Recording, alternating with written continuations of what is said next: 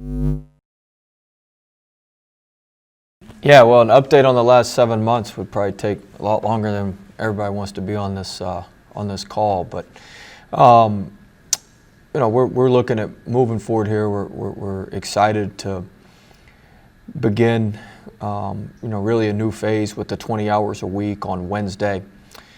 Something that we haven't been able to do. We're gonna phase into it. We're still not through all of our conditioning yet, so we're gonna kind of stick with the schedule we've been on for the last couple of weeks for the rest of this week and all of next week, and then we'll transition into more full-fledged practice that following week. But we're going to basically practice Monday, Wednesday, Friday for the next couple of weeks, do individual workouts on Tuesdays and Thursdays, and then take the weekends off, and then we're conditioning on the Tuesdays and Thursdays, doing a little bit of conditioning on Friday.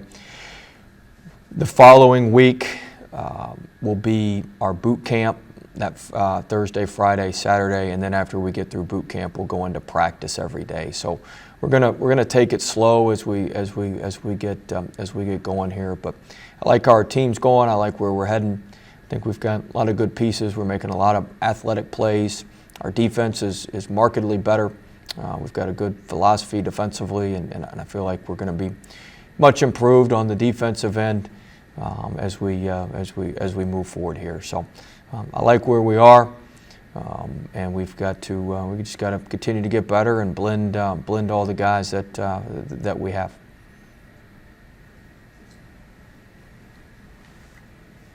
Just a reminder, you can unmute yourself when you have a question. Will, Yes. can you hear me? Okay. Yeah. Good to have you back, Sheldon. Thank you. How big a philosophical change was the defense? How much did that entail over the 7 months? It's a pretty big philosophical change. It'll be very noticeable when you watch us play, what we're doing and how we've changed, and a little bit more aggressive in some areas and a little bit maybe smarter in other areas with what we're going to give up and what we're going to take away. And so, I think our guys have done a good job so far of executing what we need to do. We've obviously got to continue to clean things up and get better in other areas. But I think there'll be noticeable differences with what we do and how we do it. And we've got to continue to improve and continue to fine-tune what we're doing. But we've been able to build it over the last couple weeks. We've still got to add a couple new wrinkles and a couple new twists to what we're doing. But we've got the base defenses in and the base of what we're doing in, and then we've just got to be able to add to it and build on what we've got.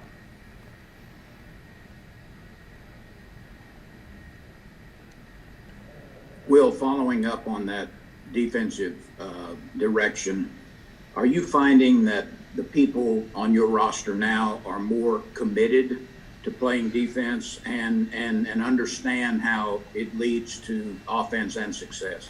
Yeah, I think, part of having a good defense is having some defensive-minded guys. Obviously, Charles Manning is somebody who's coming back, who's defensive-minded, but wait till you see Imwani Wilkinson and Jalen Cook defend. Those are two very, very good, I don't want to call them elite defenders yet, but Jalen Cook, maybe the best on-ball defender I've seen since we had Briante Weber at VCU, who's the second all-time leading NCAA steals leader.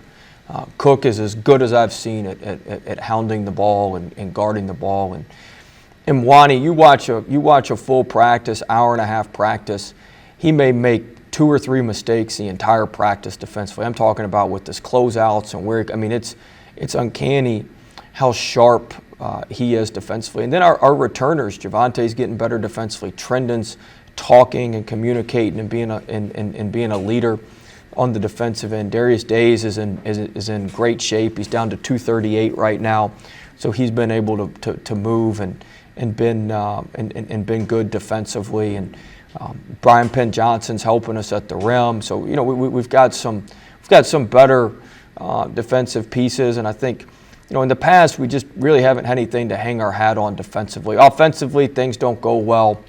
We're going to get in the paint, get to the free throw line, chuck it off the backboard, go offensive rebound, find a way to dig out some points. Defensively, we hadn't had that. And, we're going to really protect that paint and force you to shoot contested jump shots, stay between our man and the basket, give us a better chance to defensive rebound. So just got a little bit sturdier philosophy, and then we've got certainly guys that are probably a little bit more interested than we've had in the past of guarding.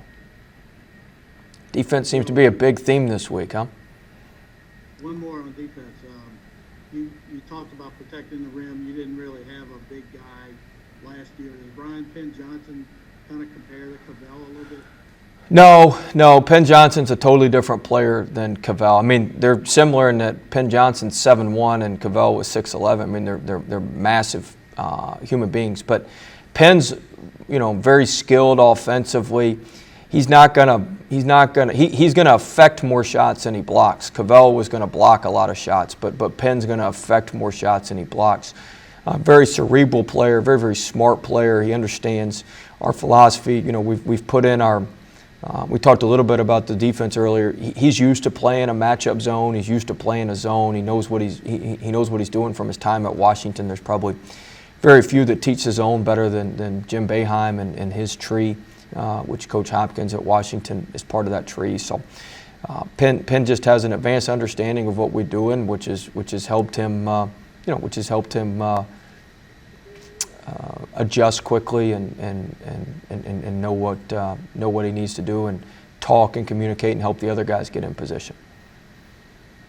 Yeah, Will, as part of the change in philosophy from last year is that you have the bodies to do it now. It seemed like last year you had no bench and no fouls to give, and it's like everybody kind of played pin that they didn't want to foul out. Yeah, I think part of it is you've got to the way we're going to play, and we're playing a lot harder defensively, which is another big part of the equation is you got to play hard.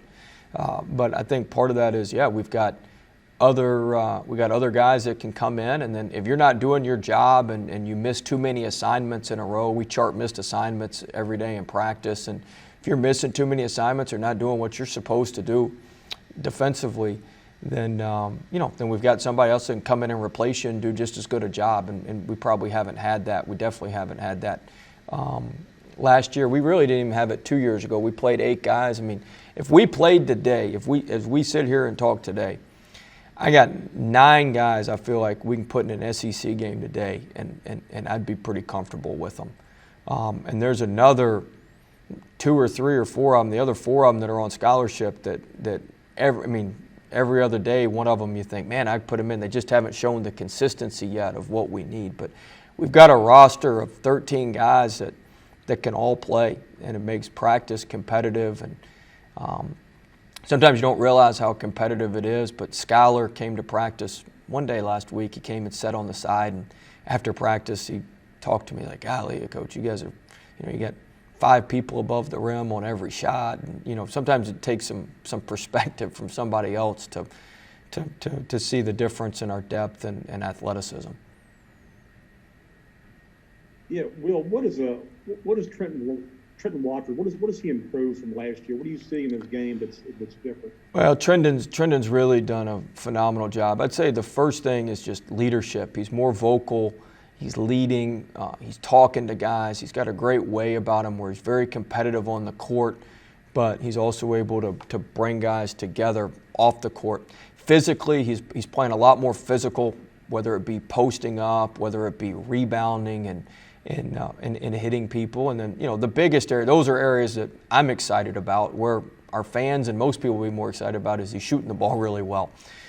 He's got the capability to be 38-40% from 3, and if he does that, it opens up the driving lane and gives him opportunity and space to drive it. And so I'd say his leadership, his physicality, and his ability to shoot the ball are all 3 big areas where he's made some big strides. You got to give him a lot of credit. He took the feedback from the process and has just gone about attacking that feedback day after day after day, which is not easy to do. Well, turning to offense, is this the most, top to bottom, most flexibility you've had in the 4 years? And is it similar to what you had at VCU, flexibility and interchanging routes? Well, offensively, we've got some good parts offensively.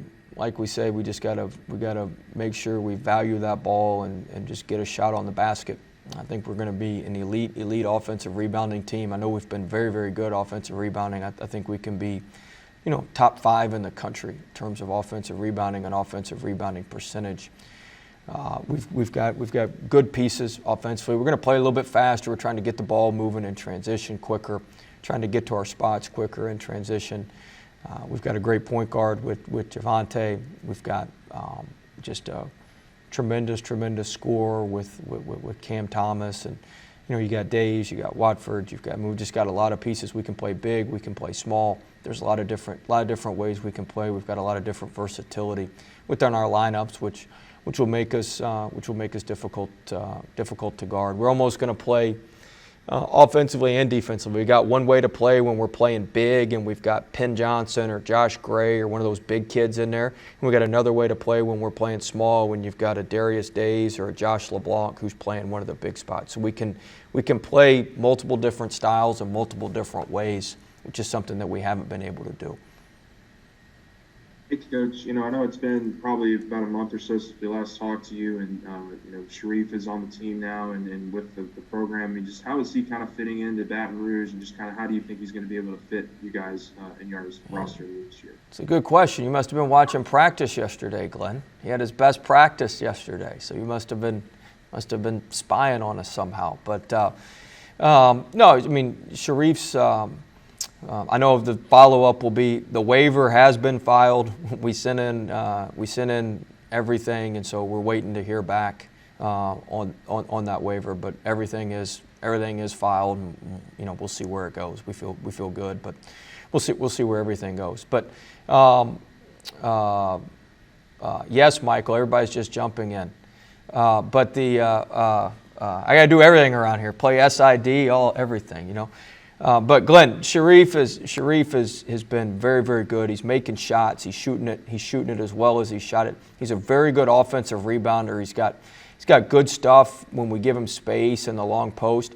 And we're pressing a little bit more. I'm trying not to give away everything we're doing defensively, but he's the best guy we got on the ball right now in the press. He gets deflections. He's long. He's athletic. He's really, really good on the ball. We call that guy the madman. You got to have somebody up there with some energy, some length.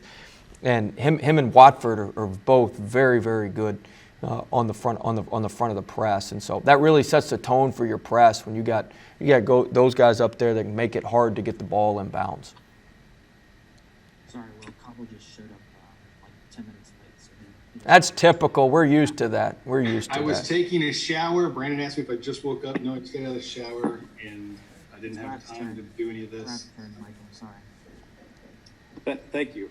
Overruled. Not ruling from the bench. Will, just how difficult, or have you been surprised at how it's not been difficult to try to develop team chemistry this year, given the situation with the pandemic? And could you give an update? You mentioned Sharif, but is there an update on all your transfers, where their status is in terms of availability for this season? Yeah. So I'll take the first part. Penn Johnson's been cleared. Sharif's is under review, and we're still gathering the information to file LeBlanc. So that's where the transfers are. But, I mean, LeBlanc, the way the season got pushed back, I mean, he even if we don't necessarily get a waiver for him, he'll only miss a couple games just because the way the season got pushed back. But I think our now we hadn't started doling out responsibilities, but this is the best. This is the closest knit team we've had. We've got a lot of just good people, and they enjoy being around each other. They enjoy working. It's a blue collar group, which is more my type crew. These guys are in here working all day and spending time watching film, and they're worried about how they look, how they play. They worry about what's going on, and they want to get things corrected. And so I like the way our team is, and you know, we've got some depth. And so it's going to be about, you know, quality, not necessarily quantity. When you're in there, you've got to give us quality minutes. You got to take quality shots. You got to not have missed assignments defensively. And you know, it's not necessarily going to be about the quantity of everything, but the quality. And you know, we've got some good pieces. I've always said this. I believe this. Depth is overrated a little bit for games. We're not going to be able to play more than 9 or 10 guys, but it's very underrated for practice. To be able to go against each other and have, you know, the reality was last year we had a walk-on guarding Javonte Smart in practice. And he gave it his all, and he did a great job. But Javonte could get in the paint, could get wherever he wanted to anytime, and so he could have a C practice every day. Now we got Jalen Cook guarding Javonte and Javonte guarding Jalen Cook. You can't take an off day. If you relax for 1 second, Jalen Cook's going to take the ball from you and go lay it in. And so, you know, you've got competition, and I haven't mentioned him, but one of the guys on our team who's probably made the biggest jump from last year to this year is Andre Hyatt. I mean, he's playing phenomenally. He's in the best shape. He's not wearing a knee brace. He's able to move.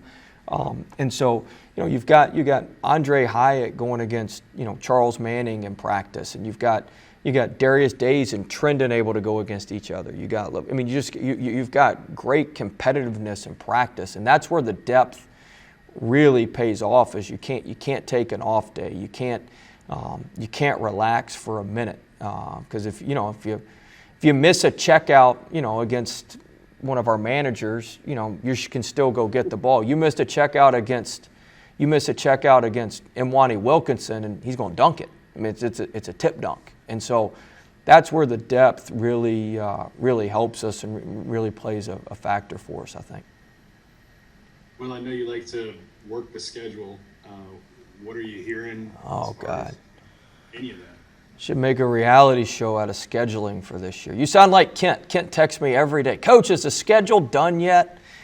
In fact, he texted me notes on today on who he thinks we potentially could be playing. He sent me notes today about that to mention on the call. I want to say, Kent, I'm not giving away who we're playing on this call.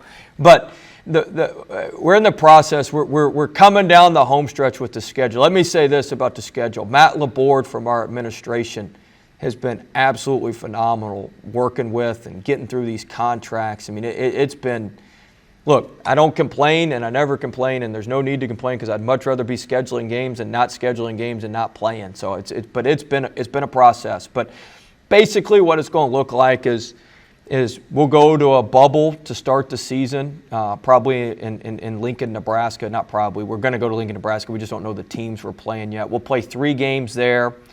We'll come back. We're going to play Louisiana Tech at home. I think that contract's already signed, so I can say that. Then we're going to go to Atlanta and play a couple games. We've already got the one contracted with South Florida. We're supposed to have a contract today for another game on that Monday, so we'll play on a Saturday and Monday in Atlanta with the same event. So while we're there, we can stay in the Omni, which is connected to State Farm. We can kind of create a bubble there. Then we'll come back and we'll play a couple of home games before Christmas. On December 19th and December 22nd, and that's the schedule. We've got the 22nd game locked in. We're going back and forth on the game on the 19th with a couple schools, and then we've got the SEC Big 12 Challenge. So that's our 9 non-conference plus our 18 conference games is 27. So we have a good handle on it. We're just getting the paperwork and all that sort of thing together. But it'll be as challenging a non-conference schedule as we've played since we've been here. We could probably, if it ended today how we think it's going to end, we'll probably only have one Quad 4 team on the entire schedule. And we'll have 18 or 19 Quad 1 and Quad 2 opportunities out of our 27 games, which is just tremendous. If the projections hold, I'm projecting a little bit, but to have one, the average team this year is probably going to have 4 to 5 Quad 4s. To only have one Quad 4, if we do what we need to do against this schedule and win some games, it's going to prepare us very, very well for very good NCAA tournament seeding. Are you guys doing all the testing that football's doing? Are you doing I don't. Once a week, twice a week? Yeah, I don't know what football's doing specifically. I know they're testing a lot. We're not in the in-season SEC testing protocol right now, but we're testing multiple times. We're testing multiple times a week with the nose swab, and we've been fortunate.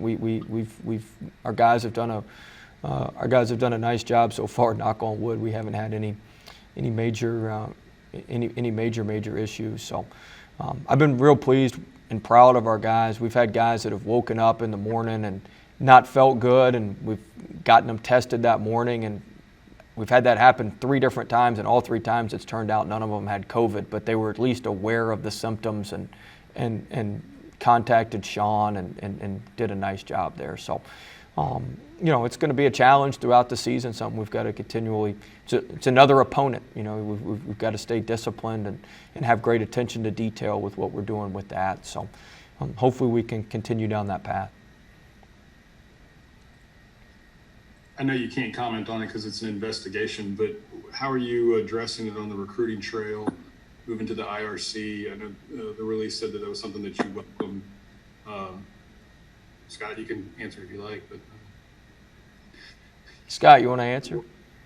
Hey, look, there's. Oh, I didn't know I was unmuted. Sorry about that. Yeah, there's a lot of questions that come up in recruiting, and we tackle them head on and answer them all honestly with the best information that we have at the time. And so, it'd be naive to say what's going on hadn't affected anything in recruiting, but we're still plugging along and recruiting well and filling our needs, and hopefully we can add another guy or so here before the signing period ends. But we feel really good about what we've done in recruiting. Our staff's done a great job. Staff's worked extremely hard.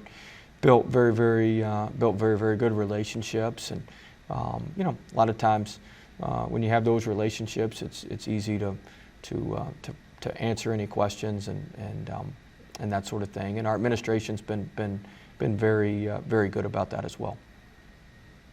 Will, do you see a scenario, as has happened with all sports, professionally and collegiate to this point, where there's a mix and match schedule opportunity because games are canceled or games are postponed? How flexible can the league be? Can LSU be if there's a cancellation in making up games and with a symbiotic relationship with other teams? Yeah, I was joking with Matt Laborde. I said we're scheduling all these games. We may not play any of them in the non-conference. We may just be scrambling and saying, hey, can you play? Let's play this guy. Let's play that guy. So, yeah, there is going to have to be some flexibility. The SEC, I'm sure you all saw, the SEC moved up the start date. So what we've done is we're playing our first conference game is December 29th or 30th, I believe, as opposed to that first weekend in January. So that gives us some flexibility. If we need to move the schedule around. But the one thing that's a little bit different about basketball is, we're not football. You go to these MTEs, you can play 3 games in 3 days. You can play 3 games in 4 days. There's a lot of different flexibility in basketball that you have that maybe you don't have in football, and certainly soccer and some of those sports where you've got to have a certain amount of length of recovery time for the. Don't get me wrong. It'd be great if we played every 2 days in basketball. That'd be perfect. But we go to Jamaica last year. We play on back-to-back day. We play game, day off, game. You go to Maui the year before. You play 3 games. Play 3 games in 3 days. So it's a little bit different that we can. I think we'll be able to maneuver through. If you got to cancel a couple games, we could play 3 or 4 games in a week if we needed to get back on track if everybody was ready. So I'm not saying that's the perfect solution or that's what we'd want to do, but certainly an option that's probably not available in most other sports. Yeah, Will, this is Ron Higgins. Tell us about Cam Thomas, the type of scorer he is. He's the type of guy that you get through the shot clock running out.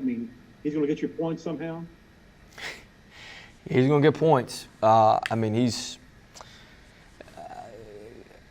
You remember the shots like Tremont used to hit? That's what he can hit while getting fouled, and he's 6'4". He's 6'4", 6'5". He's the real deal. It's to the point where, like, as a coach and even our team, when you're on his team in practice, when he misses, you're almost disappointed because as soon as it leaves his hand, you already count the shot. Like, you already think it's in. So, like, when he misses, you're like, oh, my gosh, we didn't get the 3 points, or, you know.